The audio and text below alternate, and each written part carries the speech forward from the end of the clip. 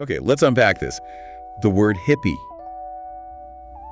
You probably picture tie-dye, maybe flower crowns. Definitely the classic image.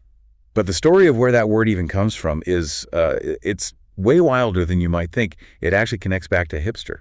Oh, interesting, like the earlier term. Yeah, early 20th century African-American jive slang, where hip basically meant you were aware, you were in the know. The Beats, they kind of picked that up. Right, Ginsberg and Kerouac and that crowd. Exactly. And get this, Norman Mailer was apparently using the word hippies way back in 1961. Wow, that early. Yeah, and even crazier, in 1940s Harlem, it was supposedly used for white guys who were really, like, emulating black culture. So, talk about layers. That really changes the perspective, doesn't it? It's not just this spontaneous 60s thing. Not at all. Right off the bat, you see, it wasn't just conjured out of thin air. It had these surprising roots, linguistically, culturally. It's fascinating how language sort of tracks these cultural shifts. That etymology really shows the hippie identity wasn't just invented. It built on things that were already there, borrowed from different places. Totally. It suggests a much more complex history than just, peace signs and VW buses. Which is kind of the point of this deep dive, right? Exactly. That's our mission today. We're not just skimming the surface here. We're diving deep into the origins, the core beliefs, the really key moments, and the lasting impact of the whole hippie movement, based on the sources you shared with us. Think of it as a quick way to get up to speed on a really significant cultural shift. Right. It's more than tie-dye. It's about understanding a counterculture that really challenged things and, frankly, why it still echoes today.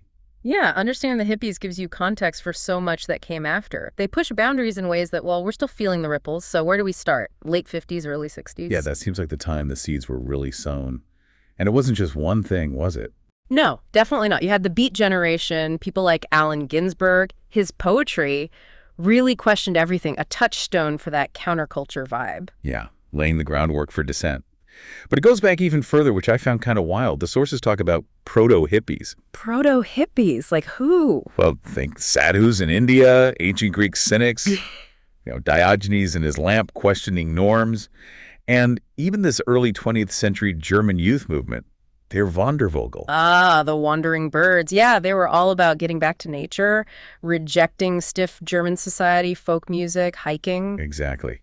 That whole back to nature thing wasn't invented in the 60s. No, it has these deep roots in Europe. And German immigrants actually brought some of those ideas over here, started early health food stores, and then you had the nature boys in California living off the grid, eating raw food. Right, like that guy, Robert Bootson, Gypsy Boots. Yeah. He inspired that song Nature Boy. It's a direct line. Amazing connection. So then you jump to the early 60s, and you get Ken Kesey and the Merry Pranksters. Now that sounds like classic early hippie stuff. Yeah. Oh, absolutely. Communal living, experimenting with cannabis, amphetamines, LSD, driving that wild bus further across the country. Peak counterculture adventure. And it wasn't just about getting high for them, was it? Kesey and the pranksters were actively trying to expand consciousness to turn people on. Right. Tom Wolfe's book, The Electric Kool-Aid Acid Test, really captures that, doesn't it? Oh. And the Grateful Dead even wrote a song about the bus trips. Yeah. That's it for the other one. It's that mixed experimentation, community, rejecting norms. And for many, LSD wasn't just recreational.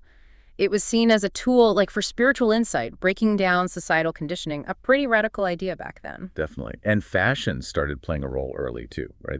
There was this Hollywood boutique in 61, Vito Polekas. Yeah, Polekas and his wife Sal. Their place is often cited as one of the first to really push those hippie styles. Visuals are always key for a subculture, aren't they? Identifying each other, signaling values. Totally. And at the same time, you had the folk music scenes bubbling up. Greenwich Village, Berkeley, places like the Kabbalah Creamery, the Jabberwock. Hubs for alternative ideas and music to kind of ferment. And then comes this really pivotal moment in 65, Chandler A. Laughlin III and the Red Dog Saloon in Virginia City, Nevada. Ah, the Red Dog. Yeah, that sounds like a real incubator. Totally. It was this mix of folk music, psychedelic experiences, apparently with LSD supplied by Owsley Stanley himself. The legendary LSD chemist. Yeah, and this blurring of lines between the performers and the audience. What made the Red Dog so important? Well, it created this new kind of community vibe, fueled by the music and these shared psychedelic trips. The Charlatans played there, often called the first psychedelic rock band to play live on LSD. Whoa. And Laughlin and George Hunter from the Charlatans with their long hair and kind of 19th century clothes, they looked the part. Real proto-hippies in style, too. Okay, so the Red Dog experience basically gets packed up and brought back to San Francisco by some of the folks who were there. They formed the Family Dog. Right, and they started putting on these psychedelic rock shows at places like Longshoremen's Hall. And wasn't there one called A Tribute to Dr. Strange? Like the first big San Francisco psychedelic rock event with light shows. Jefferson Airplane played. Exactly. That was a key moment, bringing it out into a more public space in the Bay Area, creating these immersive experiences, the music, the costumes, the light shows. It drew people in. And then the Trips Festival in '66, organized by Stuart Brand, Ken Kesey, Owsley Stanley, Big Brother, and the holding company, the Grateful Dead. Yeah, LSD, Spike Punch, full-on light shows. It was like the Red Dog experience blown up, on a massive scale. Sounds legendary. And somewhere in all this, there's this guy, Bob Stubbs, and his unicorn philosophy. What was that about? He talked about a private revolution, focusing on figuring out your relationship to life, to other people, emphasizing individuality and diversity. So it wasn't just about the group, the collective. There was this strong personal transformation angle, too. Absolutely. That quote really nails a key part of the early movement interchange being the spark for bigger social change. Not necessarily traditional politics, but individuals finding their own way, connecting differently. Gotcha. And then the Avalon Ballroom and the Fillmore Auditorium enter the picture. Chet Helms, Bill Graham, iconic venues. Totally iconic. And Bill Ham's liquid light projections became synonymous with that whole San Francisco ballroom vibe. Incredible. Plus, that story about the Fox Theater closing and hippies grabbing all the costumes, great detail. Yeah, serendipity feeding the aesthetic. These venues weren't just concert halls. They were where the whole hippie thing, music, visuals, fashion, community really came together. A multi-sensory package deal. And all this energy starts drawing young people from everywhere to San Francisco, specifically Haight-Ashbury. By June '66, maybe 15,000 hippies living there. Yeah, it quickly became the physical center, the place to be if you were part of this. And the key bands moved there too, the Charlatans, Airplane, Big Brother, the Dead. The whole scene consolidated. The epicenter. And within the Haight, you had groups like the Diggers. Their free city idea sounds pretty out there. Oh, incredibly radical. Free stores, free food, free medical care, free drugs, free concerts in the park. They were directly challenging capitalism, Echoes of that still resonate today. But then the pushback starts. LSD gets banned in California, October '66. Yep, the establishment reacting. But the hippies didn't just roll over. They organized the Love Pageant rally in Golden Gate Park. Right, trying to show that LSD users weren't, criminals or crazy.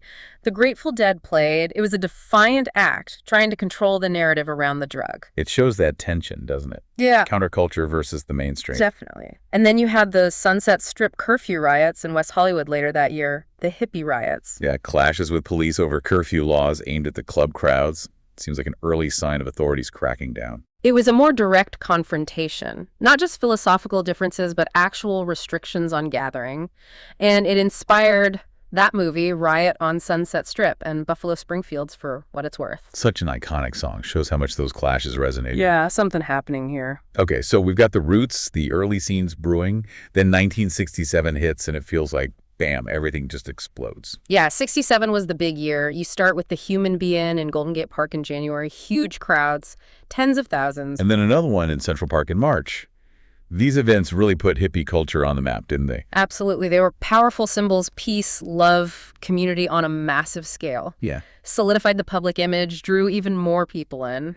And then came the summer. The KFRC Fantasy Fair, Magic Mountain Music Festival, and Monterey Pop. The start of the Summer of Love. Monterey Pop was huge. It really launched a lot of those counterculture musicians onto the national, even international stage. Hendrix, Janis Joplin, The Who. Showcasing the sound, the style. And that Scott McKenzie song, San Francisco, be sure to wear flowers in your hair. Oh yeah, massive hit. Became this anthem, basically telling everyone to come to San Francisco. And they did. Thousands of flower children headed west. It's such a potent image. That song perfectly captured that idealistic spirit, romanticized San Francisco as this haven. It was like a siren call. And it's interesting hearing how hippies themselves saw LSD then like the glue holding the Haight together. a way to wash away social programming, expand consciousness. It really highlights the almost spiritual significance it held for many, not just a drug, but a catalyst for seeing the world differently. Even Herb Ken, the SF Chronicle columnist, wrote about how hippies didn't really care what the straight world thought, except maybe about their music. They were on a different wavelength. That indifference was key, creating their own culture, their own values. And then Time magazine puts them on the cover in July '67, the Hippies, the philosophy of a subculture. They even tried to list the rules. Do your own thing, drop out, blow the mind of every straight person. That was a major mainstream moment. Recognition, but maybe also simplification, right? Turning it into easily digestible sound bites. Yeah, and that attention brought even more people, like 100,000 estimated to have come to SF that summer. Overwhelming. You had the positive love and peace coverage, but also the criticism, anti-work, pro-drug. The scene just couldn't sustain it. The infrastructure couldn't cope. Overcrowding, homelessness, crime, drug problem. Exactly. Which leads to that poignant moment in October '67, the Diggers staging the Death of Hippie parade. Wow. A symbolic funeral for the scene they helped create. A powerful statement from within the movement itself, acknowledging that the initial dream of the Summer of Love had kind of fractured under the pressure. Even George Harrison visited and apparently was really turned off, swore off LSD after that. That says a lot. But even as the hate scene was deteriorating, by '68, hippie style was going mainstream, wasn't it? Baby boomers adopting the look. Yeah, the classic trajectory. The aesthetics get co-opted, separated from the original meaning, become commodified. Happens all the time. And you saw it in the media, those cheesy hippie exploitation movies. But also more serious films like Easy Rider or Alice's Restaurant and the musical Hair on Broadway. Right. Hollywood trying to cash in, but also maybe trying to understand it. These representations, good and bad, cemented the image of the hippie for everyone else. And we should probably distinguish hippies from the Yippies, right? The Youth International Party. Good point. Abby Hoffman, Jerry Rubin.